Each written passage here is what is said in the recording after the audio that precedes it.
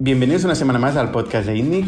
Esta semana estoy con Jordi Romero y entrevistamos a los dos de los 4 founders de Capchase. Capchase es una fintech, un negocio de financiación alternativa para startups, concretamente startups o negocios de recurrencia. Lo que hacen es ofrecer liquidez, financiación operativa a corto plazo, de forma muy fácil, analizando pocos indicadores y utilizando sus propios algoritmos. Lo increíble de Capchase es que en muy poco tiempo, en menos de un año, han levantado 190 millones de euros en Estados Unidos. Este es un proyecto que vimos de los primeros días de ITNIC y no invertimos. Y sin embargo, otros inversores, concretamente inversores especializados en deuda, han decidido apostar por el proyecto.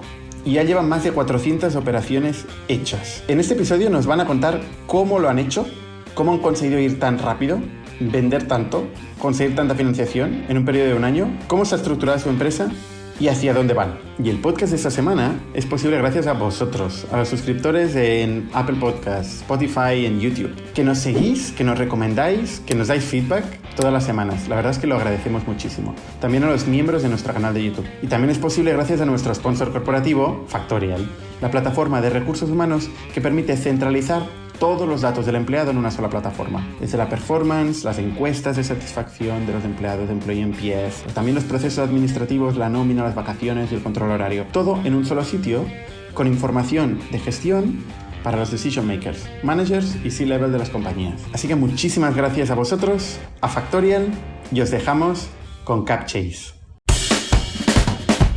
Bienvenidos a Startup Inside Stories de ITNIC, un podcast donde hablamos de startups, negocio y tecnología. Bienvenidos una semana más al podcast de ITNIC. Yo soy Bernat Ferrero, hoy estoy con Jordi Romero y con Ignacio y Luis de Capchase. ¿Qué tal? ¿Cómo estáis? Muy bien, muchas gracias por tenernos aquí. Igualmente. Ignacio y Luis son fundadores de Capchase, nos conocimos hace un año y de hecho hace un año empezaban su negocio. Que ha tenido una historia a nivel de funding al menos brutal, porque han levantado, ¿cuánto habéis levantado hasta ahora? 180 y pico millones de euros en total. Correcto, entre deuda y equity, sí, en torno a 190. ¿Y en equity solo? Y en equity unos 30 aproximadamente. Unos 30. Vale, y eso ha pasado en un año. Explícanos un poco cuál es el modelo y el concepto detrás de Capchase, que por cierto nosotros analizamos y no supimos ver en su momento. ¿En qué consiste Capchase? ¿Le das tú, Julio? Le doy. Como quieras. Es verdad que hacer esto así en remoto es más complejo. Si quieres le doy yo. Sí. Bueno, al final lo que queremos en Capchase es de alguna manera ayudar a compañías a crecer de manera más eficiente, ¿no? De manera más rápida. Hemos empezado un poco por la vía financiera, porque era un problema que habíamos sufrido mucho en nuestra etapa anterior como operadores, digamos, en el mundo del SaaS. Y al final, digamos que nuestra misión es poner en piloto automático las operaciones financieras de una compañía, ¿no? Lo que vemos es que en el modelo SaaS, donde realmente cualquier modelo de ingresos recurrentes, donde tú puedes predecir de una manera relativamente sencilla, pero sobre todo muy precisa, los flujos de caja futuros de la compañía, tiene mucho más sentido financiarse con eso que financiarse vendiendo parte de tu compañía, ¿no? Entonces, nuestro objetivo es ayudar a estas compañías a crecer de una manera más rápida solamente a partir de sus propias ventas futuras. De manera que, de alguna manera, puedes aprovechar una especie de ciclo virtuoso de financiación donde el resultado final es que creces mucho más rápido y sin diluirte. Ignacio, mencionas una alternativa a financiación al equity que no es la forma normal de financiarse, ¿no? O sea, nos olvidamos de la forma normal de financiarse, que son los bancos. O sea, la financiación Correcto. típica es ir a un banco y pedir un crédito, ya seas individuo, en este caso B2B, estamos hablando de una empresa. ¿Y por qué? O sea, vosotros en el fondo sois no alternativa al equity, sois una alternativa al banco que por alguna razón no financia o no da buenas condiciones para financiar a cierto tipo de compañías. ¿Lo veis así y por qué? Bueno, efectivamente no diría que somos una alternativa al equity. Si acaso es un complemento. Y sí que es verdad que podríamos considerar que somos más una alternativa a un banco. La manera en la que se financian empresas de crecimiento muy, muy rápido, pues hombre, muchas veces sí que recurren al venture capital porque es un poco un instrumento más especializado en ese tipo de compañías, ¿no? Con respecto al banco, o Venture Debt, por ejemplo, sí que nos posicionamos como alternativa porque lo que podemos decir es que nosotros conocemos mucho mejor este mundo, ¿no? Y como lo conocemos mejor y estamos especializados en ello, podemos ofrecer condiciones mejores, más flexibles y sobre todo más rápidas, ¿no? El proceso de documentación que tú tienes cuando trabajas con CapChase es rapidísimo, ¿no? Es meterse en nuestra plataforma, hacerse una cuenta, conectar 3 fuentes de datos, que son la cuenta bancaria, los libros de contabilidad, lo que tengas de contabilidad, ¿no? Pues QuickBooks, por ejemplo, y tu plataforma de suscripciones, y al final, bueno, pues al final puedes tener unas condiciones en nada, en 24 o 48 horas, ¿no? O incluso menos si las fuentes son buenas, ¿no? Las fuentes de datos. Un comentario que has hecho. El empresario emprendedor no va al equity porque sea especialista. Va al equity porque el banco no le deja dinero.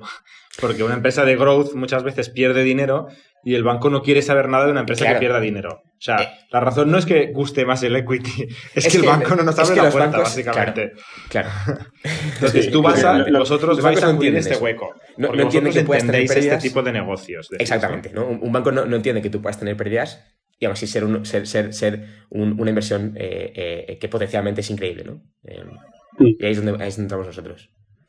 O sea, nosotros vemos empresas que si fuesen a un banco, el banco diría que esta empresa ya ha quebrado. O sea, no es que vaya a quebrar, es que ya ha quebrado. Y claro, no es el caso, obviamente. A ver, en parte tiene mucho sentido eso, ¿eh? O sea, yo si fuera un banco, yo veo muchos SaaS, mucha startup, ¿no? Y yo si fuera un banco me alejaría, o sea, en gran parte, porque la estadística al final es la que es. Las startups que tienen éxito y que son capaces de sobrevivir son pocas en el pool total de compañías que se generan en todo momento, ¿no? Hay mucha gente que genera ideas y proyectos y hay poca gente que genere compañías que hacen IPO o que puedan crecer y soportar la deuda que van generando. Claro.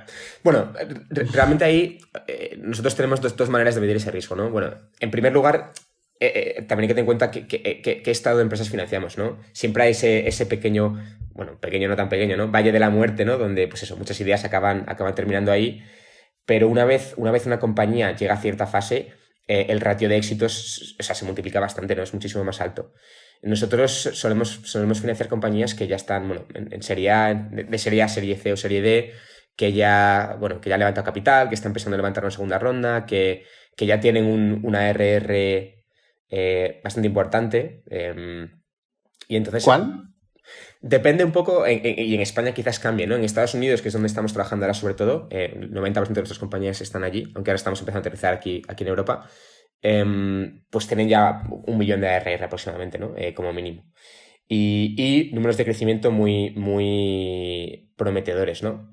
Eso es el primer mecanismo, ¿no? Y el segundo es también nuestra exposición temporal al préstamo o al advance que llamamos, ¿no? Que es que nosotros realmente cuando piden no sé si llamarlo crédito, la verdad es que debería haber pensado el lenguaje que utilizar en castellano, ¿no? Porque en inglés siempre nunca decimos el loan, decimos o cash advance o draw o términos similares, porque no es exactamente deuda. Pero bueno, nuestra exposición temporal es limitada, ¿no? Nosotros cuando hacemos el proceso de análisis de una compañía, al final una de las métricas que sale es cuánto estamos dispuestos a exponernos en el tiempo.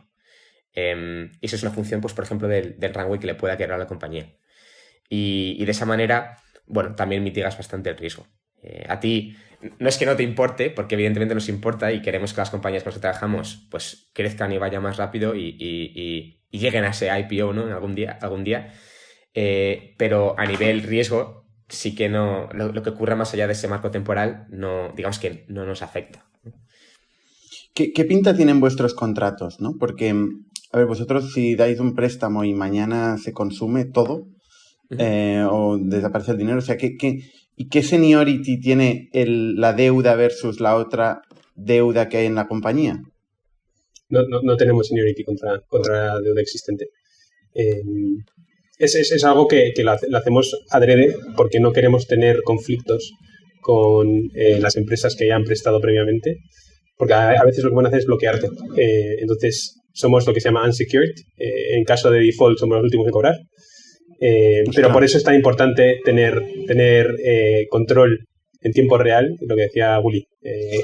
Cuando les doy dinero, en función de lo que va a pasar con esa empresa en los siguientes 12 meses. O sea, si tú sabes que esa empresa no va a entrar en default en los siguientes 12 meses, algo que pase una hecatombe, no te tiene que preocupar lo de que sean secured.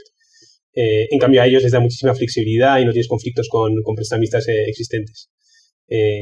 Entonces, sí. ¿Tienen prestamistas existentes? O sea, cuando vais a una compañía que busca financiación, ¿ya tiene deuda? Sí. O sea, muchas veces también pueden tener deuda. Depende si un convertible note lo consideras deuda o no, que eso, en ese caso, casi siempre. Pero luego también pueden tener deuda de empresas como, pues no sé, de Silicon Valley Bank en Estados Unidos, es muy típico. Claro, o sea, son near equity. Son deudas, pero que son más parecidas a la equity, al capital, preferentes, ¿no? Que a la deuda en sí, ¿no? O bien porque son convertibles, o bien porque tienen kickers que pueden convertir parte del interés. O sea, en general eso es el venture debt, pero también tienes otros tipos de deuda, deuda de tarjeta de crédito, o sea, hay distintas partidas de deuda que puede tener una empresa, y hemos visto de todo tipo. El caso es que, precisamente porque a nosotros no entramos en conflicto, realmente nos da un poco igual lo que tengan detrás, siempre y cuando no tengan un nivel de endeudamiento altísimo, en cuyo caso, pues eso sí que lo miramos. Pero en cuanto a la seniority de la deuda, somos un poco agnósticos a eso. O sea, ¿vosotros analizáis el balance de la compañía? También, sí. ¿Y veis qué capacidad tiene de repago, qué deuda existente tiene?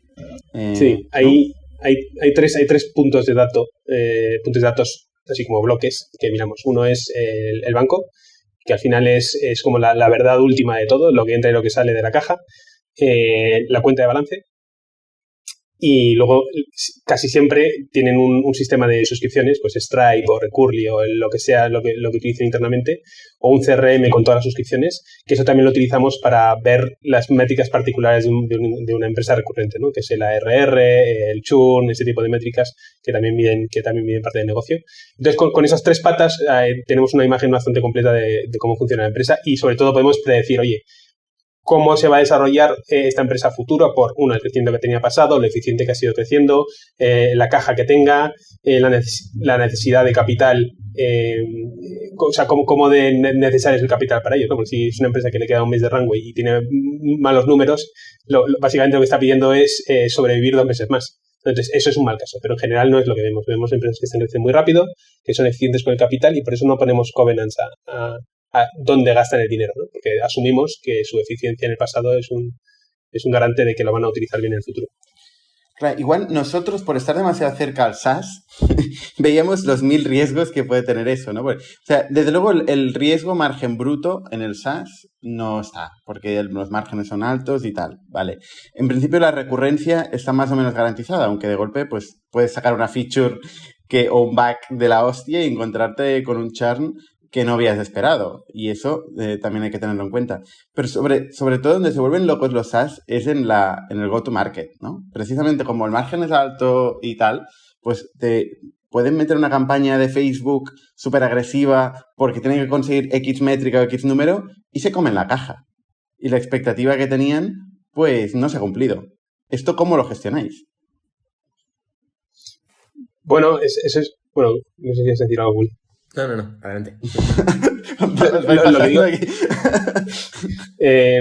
Lo que nosotros vemos es que en general cuando financiamos es eso lo que decía, ¿no? La eficiencia.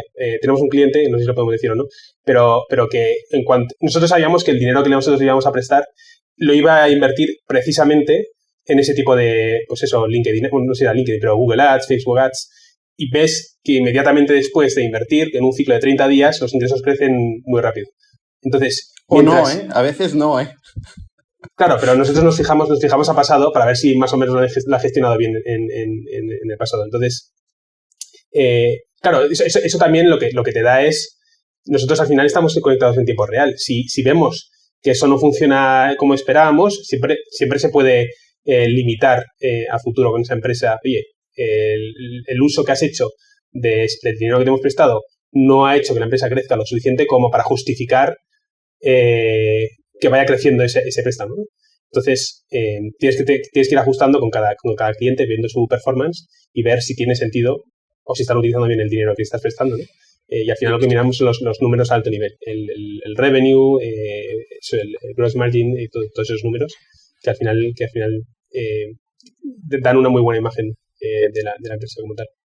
Mientras dices esto, Luis, estoy pensando, si vosotros que estáis detrás de unas integraciones, ¿no? Y detrás de unos sistemas y hay una lógica automática, ¿sabéis lo bien que está yendo una inversión en go-to-market para en tiempo real poder prever cómo va la compañía y tal? Y yo estoy pensando, nosotros que estamos en primera línea con 15.000 Exceles, dashboards, herramientas, expertos, a veces nos cuesta un montón saber cómo de bien está yendo una inversión en concreto. Digo, ¿cómo lo hacen? O sea, quizás la magia que habéis hecho no es lo de los préstamos, sino es poder entender cómo está yendo el negocio, porque realmente esta parte no es nada trivial. Saber cómo va una inversión, sobre todo cuando estás haciendo cosas nuevas cada día. Cuando eres una empresa de crecimiento, estás haciendo cosas nuevas cada día. Para nosotros puede ser un nuevo país, un nuevo segmento de mercado, un nuevo canal de captación. Todo es incertidumbre, todo es nuevo y no sabemos ni cómo ver cómo está yendo. Eventualmente sí, pero es mucho trabajo, ¿no? Y estamos en primera línea y no es una API. Es mirar ahí y preguntarle a la persona, oye, hoy ha petado, no ha petado, han venido 1.000 clientes, han venido 2, ¿no? ¿Cómo hacéis para tener tanta información solo con 4 APIs? Bueno, yo creo que la clave en la escalabilidad, y es verdad que no es absolutamente automático a día de hoy, es la capacidad de enfocar el esfuerzo humano en aquello que merece la pena. Por ejemplo, si piensas en estas 4 APIs o 3 APIs que utilizamos para ver los datos en tiempo real, siempre y cuando las cosas vayan bien, bueno, son la plataforma contable, el banco. Para la plataforma contable utilizamos un servicio que se llama Codat, para banking, el típico Pledge, ¿no? el que es el más grande del mundo, y luego las integraciones con Stripe y demás las hacemos nosotros mismos. Entonces, con esa información al final tienes una muy buena idea. Cuando la empresa va muy bien, y los números te lo dicen porque lo ves directamente, no hace falta que la gente se enfoque mucho en ello, ¿no? Porque si las cosas van bien, no preguntas. El tema es cuando las cosas van mal, y hay distintos niveles de ir mal.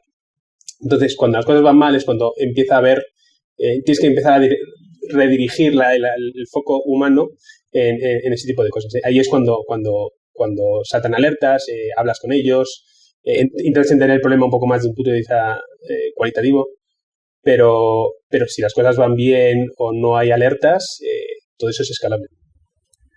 El ofrecer financiación siempre genera cierto sesgo de antiselección, porque la gente que te viene a buscar es la gente que necesita pasta. La gente que necesita pasta a veces es la gente que no la genera por otros medios. ¿No? Y entonces, ¿tenéis algún requisito mínimo? Porque habláis de ir bien o mal, ¿no? Pero ¿cuál es el requisito mínimo? ¿Tienen que tener una caja mínima las empresas? ¿Tienen que tener un crecimiento month over month mínimo? ¿Nos podéis dar un poco ¿Cuál es el credit scoring? El credit scoring que hacéis. Sí. Hombre, eso es difícil decir un número en particular porque hay varias cosas que influyen. Entonces, si una empresa es muy buena en una cosa, se puede permitir, entre comillas, ser mala en otra. Pero, en general, intentamos trabajar con empresas que tengan, pues eso, más de 3 meses de runway, obviamente que sean empresas que están creciendo revenues, que tengan un margen bruto considerable, porque si no, no sería una empresa probablemente de ingresos recurrentes. Son cosas muy básicas, ¿no? El Rule of 40, aunque no lo aplicamos como tal, porque hay empresas, o sea, es muy volátil, pero ese concepto de una empresa que esté creciendo, que tenga márgenes brutos, que tenga un modelo de negocio de ingresos recurrentes, ese es uno de los mayores factores que miramos. ¿Creciendo cuánto? ¿Y márgenes? Pues al menos que esté creciendo al menos el 20% año a año, o sea, es algo sano, ¿no? De ahí para adelante, ¿no? O sea, eso es como lo mínimo a lo que miramos. Pero luego que el margen bruto pues sea de 50% para arriba, porque hay algunas empresas que son un poco más transaccionales, en cuyo caso el margen bruto es menor, y las empresas SaaS en general, una empresa SaaS buena tiene un margen bruto del 80%. Pero bueno, si hay veces que el margen bruto es un poco menor por el tipo de negocio que es, pero bueno, eso es justificable. Entonces, también dependiendo del modelo de negocio, esos parámetros se van ajustando. No es lo mismo B2B que B2C, pero en general esas runway más de 3 meses, un crecimiento año a año de 20% y un gross margin del 50%, dependiendo del tipo de negocio, son suficientes. También es cierto que esa tesis inicial también la tuvimos nosotros. Evidentemente también hay un sesgo negativo de un montón, bueno, de hecho de los primeros clientes que tuvimos, compañías que estaban a punto de quebrar, ¿no? Pero es que eso se ve muy rápido, eso se ve enseguida. Cuando tú ves la caja, se ve enseguida, ¿no? La cara del founder. Y también. Cuando se mete, cuando viene el CEO y te escribe muchos emails seguidos que necesitan ya, también es una señal, ¿no? Eso lo gestionan muy bien los de ventas.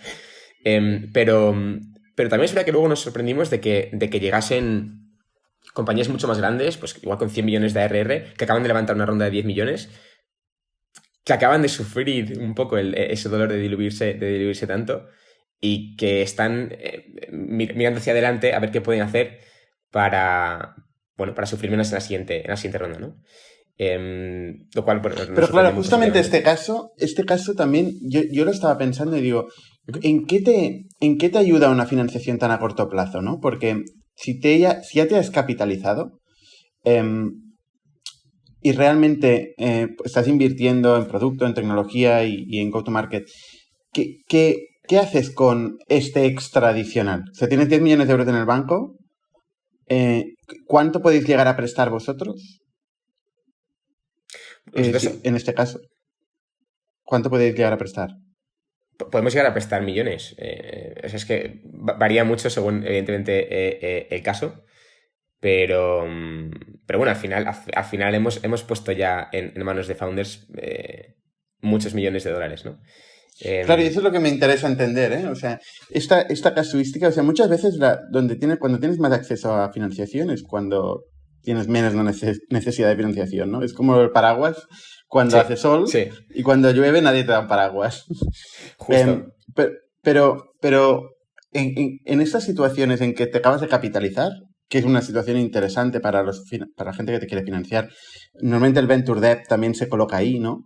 Has levantado una ronda y aparece un player de Venture Debt que coloca una deuda, en este caso sí que es una deuda más senior, con muchas garantías, con las pocas que puedes ofrecer como startup, pero con todas las garantías que pueden. Pero es un plazo largo, es un plazo de 3-5 años de devolución. En vuestro caso el plazo es 1 año, ¿no? Correcto, en general sí. Estamos empezando a estudiar ahora pues, casos un poquito más a largo plazo, precisamente para este tipo de clientes, pero sí, ahora mismo es 1 año. Bueno, claro, creo que ya hemos hecho algún experimento con plazos un poco más largos.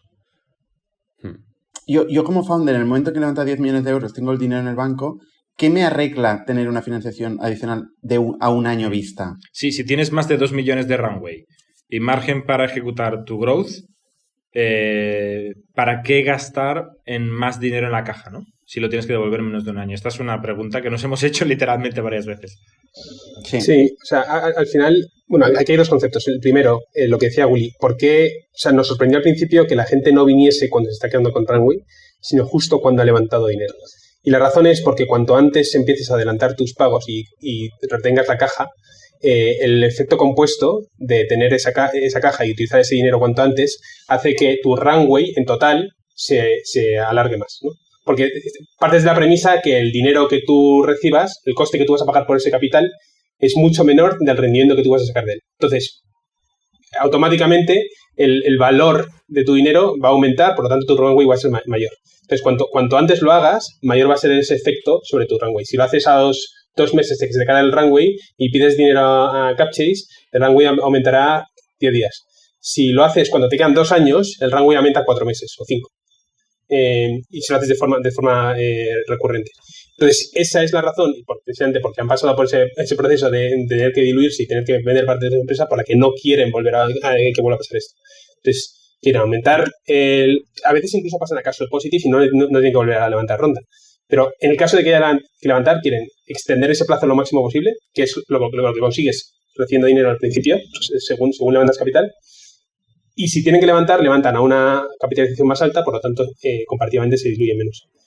Entonces, esa es la razón por la que ellos quieren dinero, aunque tengan 10 kilos en el banco, quieren financiarse, porque ellos asumen que el rendimiento de su capital es mucho mayor que el coste que les pone CapChase. Al final es como, claro, si tú acabas de levantar ronda y asumes que tu curva de crecimiento va a ser pues, exponencial, todo lo que puedas hacer para mover esa curva exponencial hacia la izquierda o incrementar el coeficiente exponencial va a hacer que cuando llegues al ciclo, pues fíjate, a los 12 meses y tengas que levantar otra ronda, estés muy por encima de lo que tendrías si no lo hicieras, ¿no? Y eso es un poco ese volante de inercia, ese efecto flywheel que buscan estas compañías. Esto todo asume una variable, ¿no? Asume que con 1.000 euros más, 10.000 o 1 millón de euros más, vas a saber qué hacer con ellos hoy para crecer más rápido. Si eso es cierto, es obvio el valor que da un CapChase o tener más caja. Si eso, por lo que sea, no es cierto, es lo contrario, ¿no? Entonces hay una línea de grises de dónde estás en esta certidumbre, ¿no? De saber cómo invertir hoy este millón de euros extra. A la práctica lo que pasa con eso es que haces más fuerza bruta, ¿no? Con más capital. Que puede ser que descubras nuevas palancas o puede ser que no. ¿No? Pero desde el punto de vista más práctico del operador, ¿no? Al final aquí es ¿cuál es tu payback period? Que es el tiempo de recuperación de este capital que estás invirtiendo, ¿no? Y como más acciones hagas indiscriminadas, más se aleja el payback period, ¿no? Más agresivo eres, pero también tienes la oportunidad de descubrir más cosas por el camino. Sí, y luego nosotros también lo que somos... una cosa que nos diferencia probablemente del resto es la parte de, llamamos, financiación programática o just-in-time financing, que es que solamente te damos capital. O sea, al principio nosotros tenemos la concepción de, oye, si le podemos dar hasta X millones a un cliente, el cliente lo que va a hacer es, oye, lo pido por adelantado, me lo quedo y yo ya lo gestiono. Pero esa persona o esa empresa está pagando por el capital que le hemos prestado por adelantado, ¿no? Entonces, precisamente... Porque no van a poder ser capaces de hacer deploy de todo ese capital de golpe, lo que hemos dicho es, oye, mejor partirlo en trocitos y dártelo justo en el momento en el que lo vayas a necesitar. Si tú tienes que hacer una campaña de Google Ads una vez al mes, no tiene sentido que pidas los 10 meses por adelantado y luego lo vayas gastando mes a mes, sino que pidas justo el mes que lo vas a necesitar. Entonces, eso reduce el coste de capital y reduce nuestra exposición también al riesgo sobre esos clientes y nos permite de una forma mucho más iterativa ver, oye, ¿qué tal han utilizado el último dinero que han metido en Google Ads? ¿Bien o mal? Bien, pues le damos más. Mal, pues le damos menos. Entonces es una forma de trabajar de forma muy iterativa con los clientes y que además para ellos es mucho mejor porque no pagan sobre el dinero que no están realmente utilizando. ¿Ofrecéis línea de crédito? Se podría considerar una cosa así, sí. Porque lo que hace que sea una línea de crédito o casi como una tarjeta de crédito es el hecho de que estamos conectados a ellos en tiempo real y sabemos cuánto podemos darle. Si tú tienes una tarjeta de crédito, una tarjeta corporativa, eso en función de lo que has gastado los últimos meses, te va dando un margen sobre el que puedes gastar, ¿no? Entonces, esto es una cosa parecida, lo que pasa es que es mucho más barato y con más escala. Entonces, sí, ¿Pero cobráis sobre lo dispuesto? ¿Cobráis sobre lo dispuesto o sobre lo prestado? Solo sobre lo prestado. En el momento en el que ellos reciben el dinero en el banco, es cuando se empieza a cobrar, por así decirlo. Ellos tienen una capacidad que digamos que es de $1 millón. Si no sacan dinero de ese $1 millón, nos pagan 0 sobre eso. 0,0. ¿Y el tipo? No, o sea, no hay fees ni comisiones, o sea, absolutamente 0. Absolutamente nada. No hay nada opaco en ese sentido. Vale. Y dispara, creo que ibas a preguntar el tipo de interés. Iba a preguntar el tipo de interés medio que estáis prestando. Sí. Pues creo que lo he visto esta mañana, además.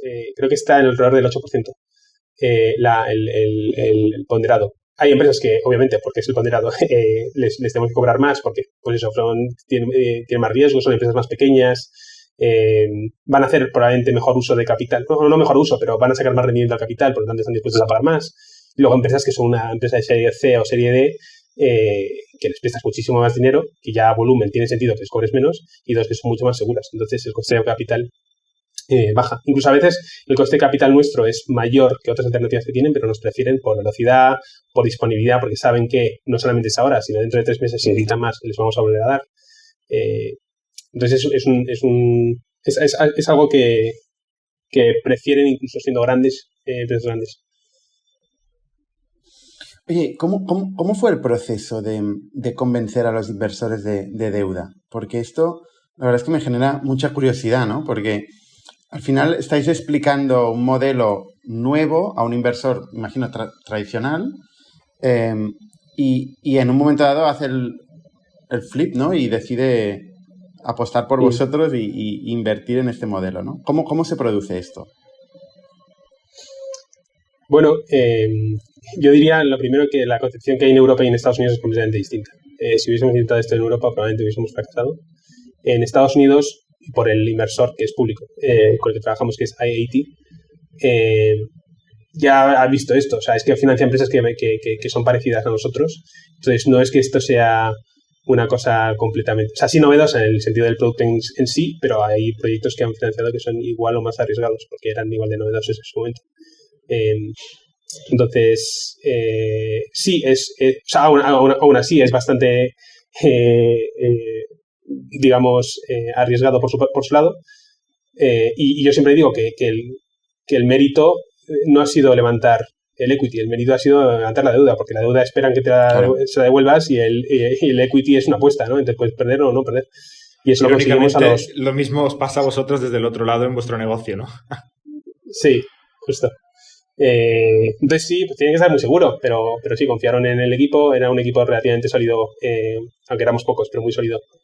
Cuando nos lo prestaron, tenía todo el sentido del mundo la idea y apostaron. Luego, obviamente, siempre tienes reglas de juego, ¿no? con estos financiadores.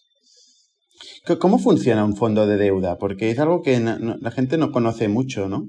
Se conoce mucho el Venture Capital y el Private Equity, pero los fondos de deuda, ¿cómo funcionan? ¿Cómo vas a ellos y qué tipo de acuerdo puedes llegar con ellos? Bueno, supongo que habrá muchos tipos, ¿no? Pero en el concreto el que nosotros tenemos es algo así como una facility, un SPV en el que nosotros vendemos lo que prestamos a las empresas, a las empresas de ingresos recurrentes, y luego este fondo compra esa deuda. Entonces nosotros sobre esa deuda que nosotros nos dan pagamos un interés que obviamente es menor que el que nosotros cobramos, porque si no habría negocio. Aunque se podría dar el caso que fuese al revés, ¿no? Al principio para ganar mercado, pero en nuestro caso tenemos margen. Y al final nosotros repagamos, tenemos una serie de criterios por los cuales no podemos vender cierta deuda al fondo. Es decir, si son empresas que no cumplen el requisito de modelo de negocio recurrente, pues no se lo podemos vender. Los podemos financiar, pero con nuestro propio dinero, no lo podemos financiar con el dinero del fondo. Entonces, mientras te atengas a esas reglas, puedes ir vendiéndolo y les tienes que pagar el interés y a cambio tú cobras un interés de tus clientes. Es relativamente sencillo. Para entender un poquito el flujo de dinero, ¿no? Vosotros tenéis un balance donde habéis levantado unos 30 millones de equity, más o menos, creo que comentabais antes. Y luego habláis de estos otros 160 millones, ¿no? He hecho la resta entre 190 menos 30, unos 160 millones de deuda. Eso no está en vuestro balance, ¿o sí que está? No. Vale. Entonces, cuando tú captas un cliente, cuando Capchase capta un cliente, le prestáis directamente de vuestro balance y luego se lo empaquetáis, se lo vendéis a esto, o directamente la deuda que prestáis viene del proveedor. O sea, inicialmente, de hecho, cada vez que lanzamos un draw, siempre lo marcamos como que viene del 100% de equity de Capchase. Vale. Pero enseguida se vende al facility. Vale. Entonces, pero sí que el originador del préstamo original es Capchase con sus 30 millones de equity y luego este contrato lo ponéis en un mercado y se lo pasáis a este pool de 160 millones. Es que no es exactamente un mercado. Y lo bueno es que esto al final, como hay unas normas muy concretas, siempre, antes de que se origine el préstamo, sabemos a quién va a ir, ¿no?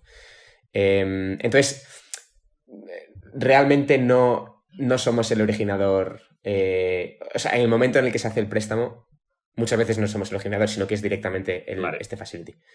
Sí. Vale. ¿Puede ser que vosotros deis un préstamo y luego estos dos fondos no lo acepten?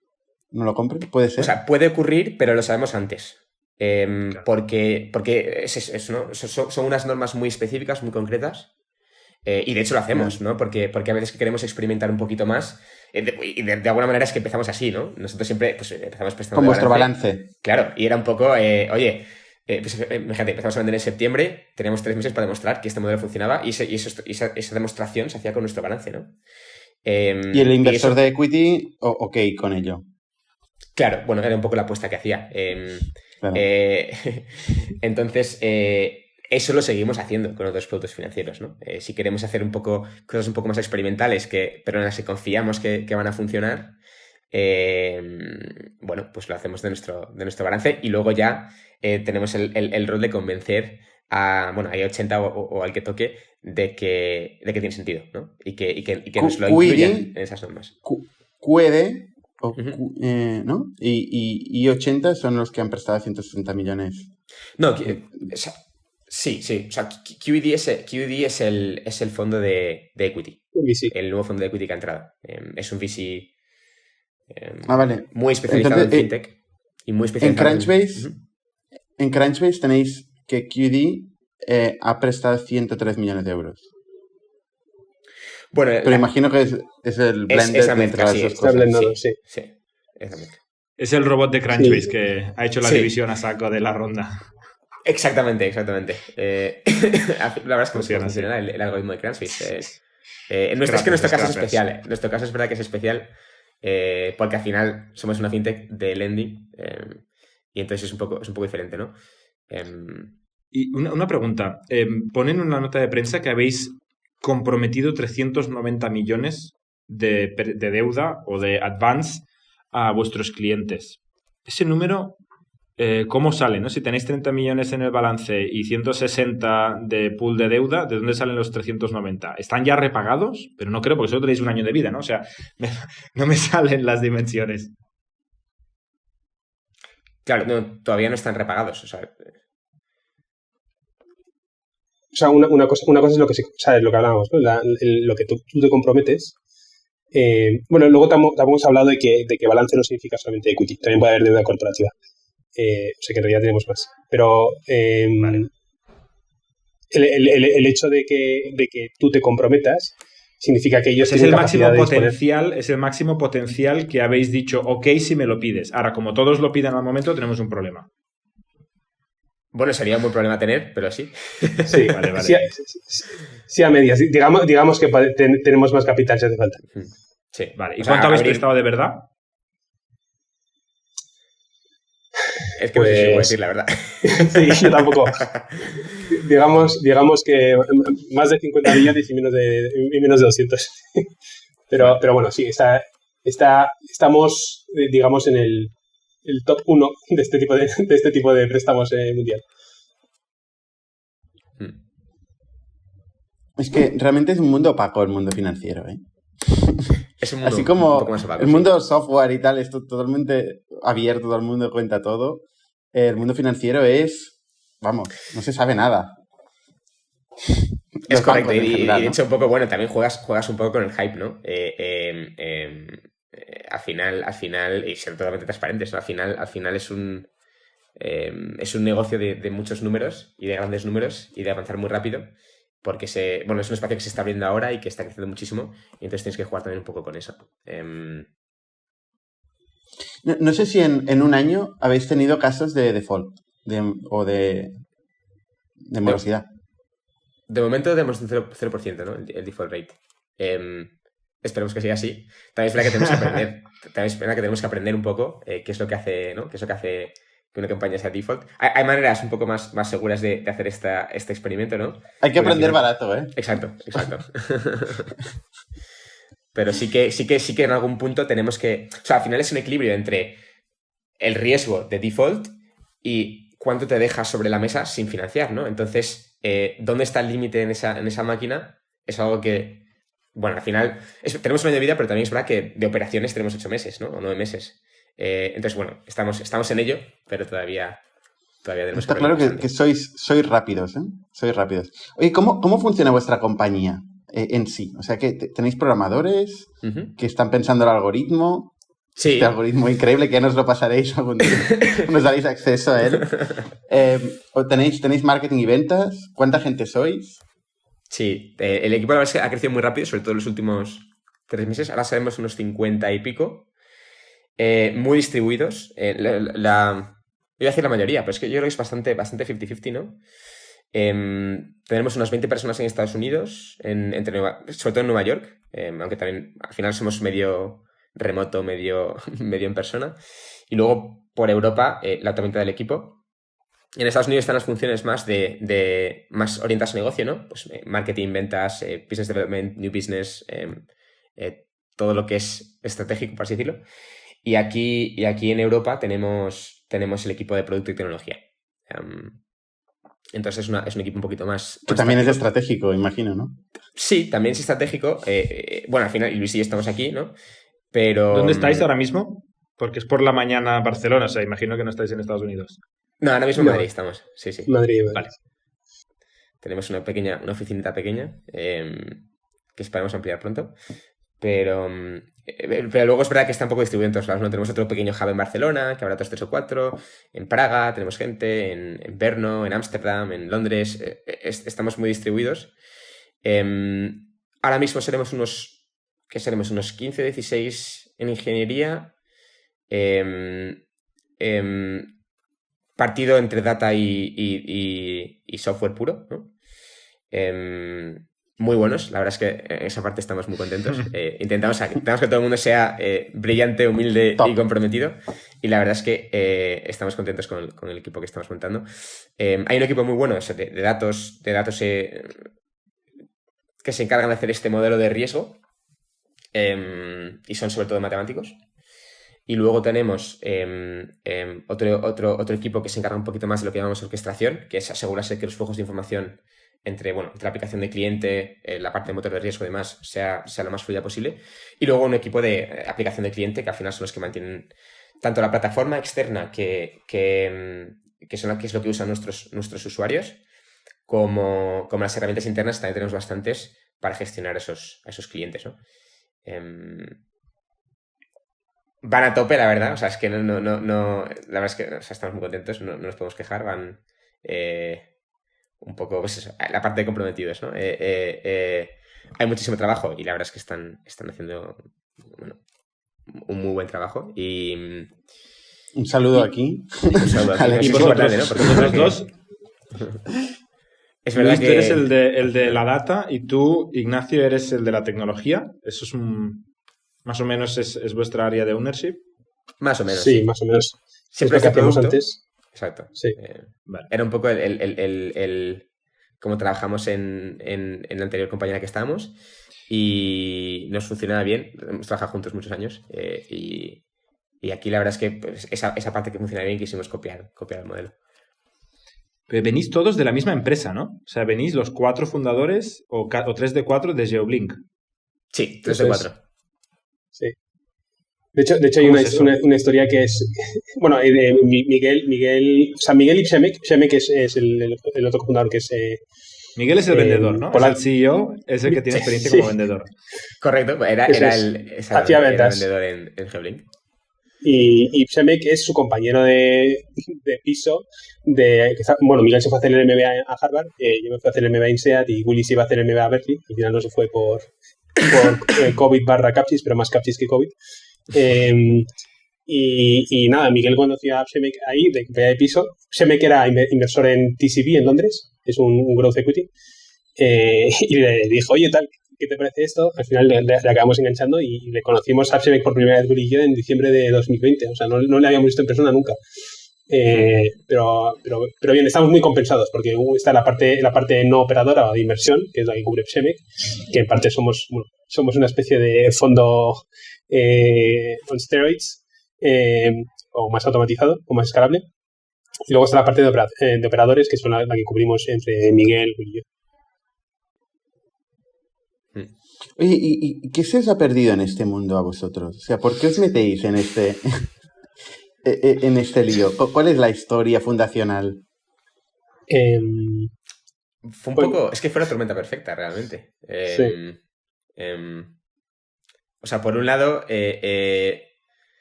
todos habíamos salido ya de Geoblink, ¿no? Pues Luis y Miguel se habían ido a hacer el máster. Yo había salido para hacer unas prácticas pre-MBA. Yo creo que, bueno, Luis y Miguel ya habían hecho investigaciones de qué montar, ¿no? Durante esos primeros meses del máster. Y cuando vino la pandemia, pues es que fue una oportunidad perfecta, ¿no? Quizás lo más complicado de saltar a montar algo es dejar tu trabajo. Ya lo habíamos hecho todos. Y bueno, habíamos sufrido mucho la problemática que intentamos resolver desde Geoblink, ¿no? Sabíamos la importancia de la caja, ¿no? en las compañías de SaaS y lo que podemos ofrecer.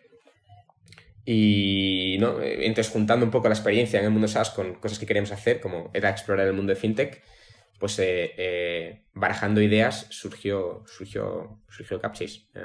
O sea, Luis y Miguel primero deciden, queremos montar algo, todavía sin saber la idea.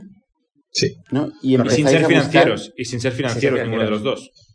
Sí, o sea, la idea era, oye, tenemos ahora 1 año o 2 años en el caso de Miguel para pensar qué es lo que vamos a montar. Que es hay que montar algo, esto es seguro. Sí. Hay que montar algo. Sí, y luego pensamos, oye, qué es lo que se nos da bien, o sea, pensamos fintech porque es fácil de monetizar, ¿no? En el peor de los casos dices, pues cobro una comisión y punto. Porque no queríamos estar en el problema de, oye, primero lo hacemos y luego vemos cómo monetizarlo. O sea, tenía que ser algo monetizable desde el día 1. Entonces, por eso pensamos que fintech, además está creciendo un montón. Y luego empezamos a pensar en temas de working capital, porque es algo que es muy común para las empresas, no es un problema que todavía no se ha resuelto bien del todo. Y dijimos, joder, pues encima es SaaS, que es lo que nosotros conocemos, pues que casa todo bastante bien. Además, nosotros como tal nos considerábamos una SaaS y habíamos operado una SaaS anteriormente. Entonces, no sé, como que todo encajó muy bien. Y luego con el COVID, lo de ir a clase pasó a ser prioridad secundaria. Y empezamos a dedicar muchísimo más tiempo a esto. Y ya cuando vimos en mayo que esto tiraba, mayo-junio, bueno, Miguel tuvo que dejar el MBA en Harvard, que es uno de los mayores predictors de empresas buenas. El hecho de que alguien deje el MBA a medio hacer es que tiene que estar muy seguro de lo que hace. Esto está en el deck, ¿no? de la ronda que acabáis de hacer. Sí. Tiene que haber algún crawler o algo que detecte eso, ¿no? Dropouts de MBA. Sí. Dropouts. Sí. Sube 10 millones la valoración como mínimo. Sí, también es verdad que eso ayuda mucho, ¿no? Tener red allí en Boston y demás. Joder, es más fácil. Sí. Una cosa que me sorprende, porque el inversor, que no sé pronunciar su nombre, Przemek, sí. Una persona que está en el mundo de la inversión, que se vaya a hacer un MBA a Harvard, eso es bastante común, ¿no? En ese career path. Sí. Pero 3 operators, o sea, un account executive y 2 product managers, head of product, más o menos mirando vuestros LinkedIns, que se vayan a hacer un MBA a Harvard o a INSEAD en medio de una startup, esto no es común. ¿Cómo es que os da por hacer MBAs a todos, excepto al inversor? Más personal de cada uno. Es verdad que hay mucha gente que lo critica. Yo personalmente... Yo no lo critico, yo lo pregunto, ¿eh? Sí, lo sé. No, pero hay gente que es muy crítica con eso y... También no es... A ver, hay que distinguir MBA de... O sea, cualquier MBA de otros MBAs, ¿no? Y al final, para mí personalmente lo que era un puente para ir a Estados Unidos...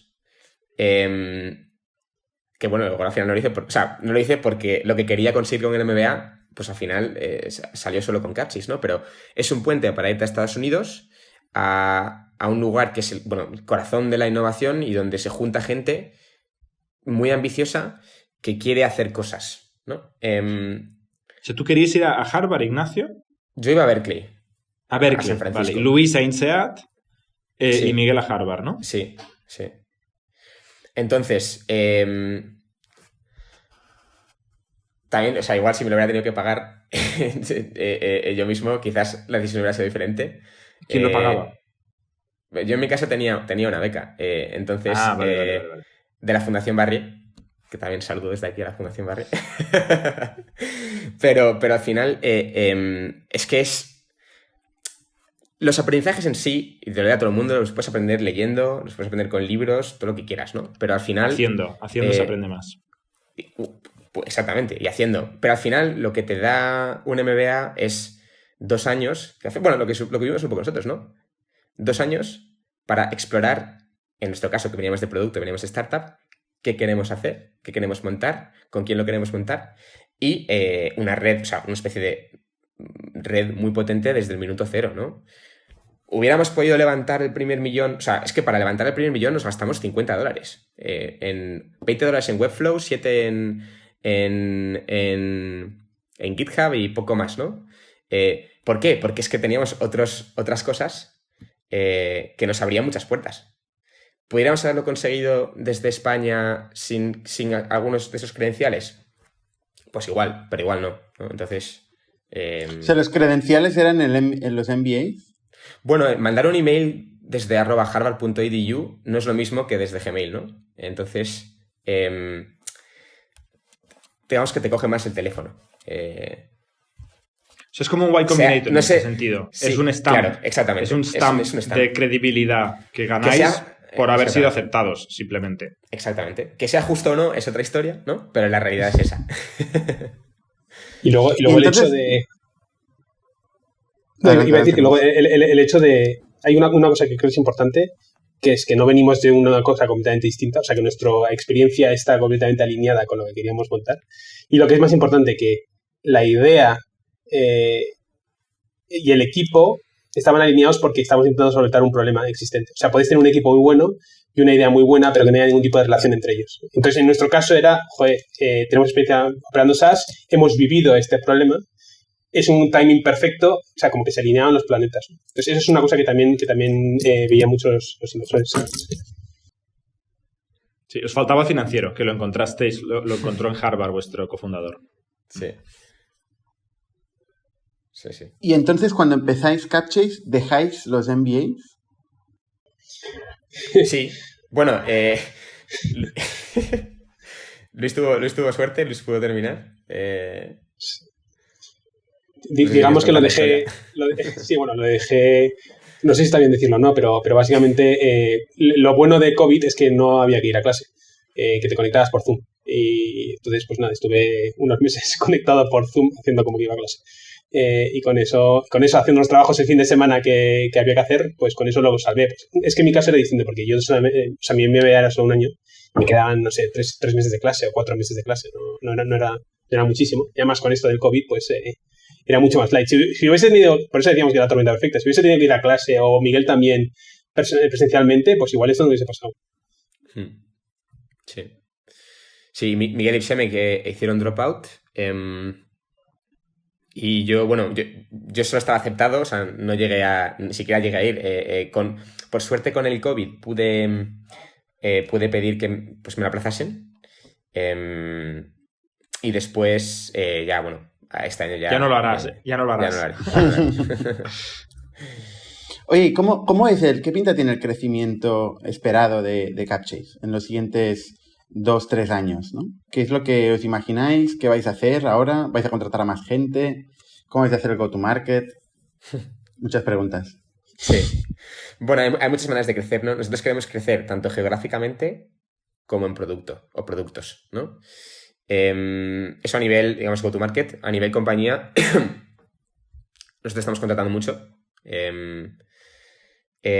Además en todo tipo de roles. Ahora específica, bueno, en ingeniería siempre estamos buscando, porque es francamente complicado contratar en ingeniería y en producto también. Entonces esos son los roles que estamos intentando crecer ahora mismo. La idea es ahora somos unos 16 ingenieros, como decía antes, ¿no? La idea es ser 30 para el final de año, más o menos duplicar el equipo, y también, bueno, meter un par de personas de producto que nos puedan ayudar, bueno, pues un poco a hacer delivery de las ideas que tenemos en mente con este equipo de ingeniería. Y eso es un poco a nivel compañía, ¿no? A nivel compañía en Europa. En Estados Unidos los planes también son de crecimiento, pero es un crecimiento un poco diferente. Y eso, a nivel geográfico y de producto, pues la idea es, nosotros intentamos, los productos que lanzamos, intentamos, lo llamamos que sean productos no-brainer, es decir, que intentar que, al menos a nivel financiero, pues tenga todo el sentido del mundo empezar a trabajar con Capchase, ¿no? Es un poco wedge, ¿no? Para entrar en la compañía, conocernos, empezar a trabajar con ellos y luego pensar con qué otros productos podemos mantener esa relación y seguir ayudando a los founders bueno, al final lo que queremos es que los founders se puedan centrar únicamente en distribución y en construcción de esos productos, ¿no? Entonces, en ese sentido tenemos... Por si alguien no conoce. Eso, cuña. Sería en catalán falca, estaba ahí atascado. Meter la cuña ahí, ¿no? Y que no se cierre la puerta. Justo. Entonces, a nivel productos, pues tenemos un par. Uno que, digamos, está ya en la pista de despegue, que lanzaremos en un par de semanas. No sé, no voy a decir nada porque no sé si lo podemos decir o no. Pero vamos, también es un producto financiero orientado a tener un poco ese working capital para crecer. Y otros productos que estamos trabajando sobre ellos en Q3. Y luego geográficamente. Acabamos de fichar a Henrik, que es el General Manager de Europa, para poder entrar de la manera más eficiente posible en los mercados europeos, intentar navegar por el laberinto regulatorio que tenemos aquí en Europa, que la verdad es que la diferencia con Estados Unidos es bastante interesante. Y nada, sigue creciendo por ahí también. El mercado al final es bastante nicho, ¿no? O sea, yo creo que es muy específico. El SaaS que ha levantado una ronda, o sea, se pueden contar las empresas, se puede seguir Crunchbase. O sea, se puede básicamente trabajar con Crunchbase como base de datos única y ir tocando a todo el mundo, ¿no? Sí, con Crunchbase y con PitchBook, no, pero también es verdad que nosotros hemos empezado muy, muy centrados en SaaS, porque es lo que conocemos, pero cada vez más nos movemos hacia cualquier compañía que tenga ingresos recurrentes y que de alguna manera esté tech-enabled, ¿no? De hecho, ya trabajamos con algunas que no son SaaS específicamente, ¿no? Igual pues tienen productos que venden como suscripción, pero no son SaaS. Ya estamos trabajando con compañías así, ¿no? Y luego veremos, ¿no?, que otros mercados... Está ocurriendo un poco en general, ¿no? Ancap, por ejemplo, ha empezado un poco más centrado en la parte de e-commerce, ¿no? Y de financiar pues, inventario y demás. Ahora empieza a meterse en SaaS. Nosotros siempre podemos hacer lo mismo. O sea, es un mercado al final que ha empezado como muy nicho, pero que es bastante amplio y que además está creciendo muchísimo, con lo cual Está claro que está creciendo. Nosotros en su momento vimos que tenía un tamaño de mercado un poco estrecho, ¿no? A día de hoy, pero está claro que es el lado ganador, digamos, ¿no? Es hacia donde va la economía. Claro. Exactamente, al final, todo está tendiendo hacia la suscripción, ¿no? En general. Digamos que intentamos ser el financiador de la economía digital recurrente, ¿no? Entonces, es que en Anything as a Service veis lo que está creciendo a un ritmo de, no sé, 20%. Entonces, o sea, a nada que seas capaz de posicionarte vas a crecer, aunque seas capaz de posicionarte como uno de los top, que por ahora yo creo que estamos ahí, y seas capaz de crecer orgánicamente con el propio mercado, ya es que te aseguras una cuota grande. Vuestra referencia en su momento fue Pipe, imagino que tenía un modelo parecido, pero como marketplace de financiación. Es decir, podía haber varios players financiando. ¿Hay algún player más? Yo creo que Pipe ha levantado el doble que vosotros y empezó un poco antes, ¿no? ¿Hay algún modelo más que os haya inspirado? ¿Que tengáis como en el mundo como referencia o no? Tienes las alternativas que no son específicas para ingresos recurrentes, que son las de Revenue-Based Financing. El primero, el más conocido, fue Clearbank en Canadá, que surgió en Canadá hace, no sé, 5 años, creo, más o menos. Luego está Uncapped, que es la de UK. Y luego en España ha surgido una hace poco que es lo mismo, que se llama Ritmo. Entonces esas empresas al final están un poco más dirigidas a financiar marketing expense para empresas de e-commerce. Es como su nicho, porque lo que hacen es que cobran un porcentaje sobre los ingresos futuros fijo. Entonces, si tus ingresos suben muchísimo, pues se repaga la deuda muy rápido, y si no, pues tarda más, ¿no? En cambio, nosotros trabajamos con empresas de ingresos... O sea, tienen upside infinito también. Exacto. Y por lo tanto coste infinito también para las para las empresas. Correcto. Entonces, como nosotros trabajamos con empresas de ingresos recurrentes, que lo que quieren es ser predecibles a futuro en sus ingresos, también lo quieren ser en sus gastos, es decir, en el repago de la deuda o de los préstamos. Entonces, es una cosa distinta. Entonces, no es que nos fijásemos, pero sí que entendemos que es una alternativa subóptima para las empresas de ingresos recurrentes. Pero sí que es verdad que a lo mejor, pues no sé, aunque también podríamos financiarlo para empresas de e-commerce, que solamente marketing expense puede que tenga más sentido. Oye, ¿la banca os ha hecho alguna aproximación? ¿Algún gran banco? Sí. Sí. Sí, cada vez tiene más interés y al final es un poquito lo que hablábamos antes, ¿no? El problema que tiene la banca quizás es que o sea, el dinero lo tiene, eso está claro, ¿no? Tiene el dinero y tiene ganas de innovar. Otra cosa es que pueda mover la maquinaria hacia alguna dirección. Cuando tienes algo tan masivo, pues la inercia que tiene es muy grande y moverlo es complicado, ¿no? Entonces sí que hemos tenido aproximaciones, pues eso, con bancos grandes que quieren entender mejor nuestro modelo y ver, pues incluso se ha hablado, ¿no? de hacer una especie de white labeling donde utilizar nuestro motor de riesgo y nuestra plataforma para prestar su capital, ¿no? De alguna manera, igual que tenemos I80 como fondo de deuda, pues tener un gran banco que lo que quiera... Pues, al final, tenemos un producto y un motor al que le podemos enchufar cualquier fuente de capital, ¿no? Pipe ha elegido enchufar su propio marketplace, que nosotros pues, en algún día podríamos hacer si viéramos que es interesante. Nosotros hemos decidido enchufar fondos de deuda, pero en cualquier momento podemos pasar a enchufar pues un gran banco, ¿no? Que nos quiera apoyar en esto. ¿Porque creéis que vuestro cuello de botella va a ser la parte de inversión, la parte de conseguir fondos o la parte de conseguir clientes? De momento no lo parece, la verdad. Es que hay mucho capital ahora, no sé. Es un momento muy dulce, ¿no? En ese sentido.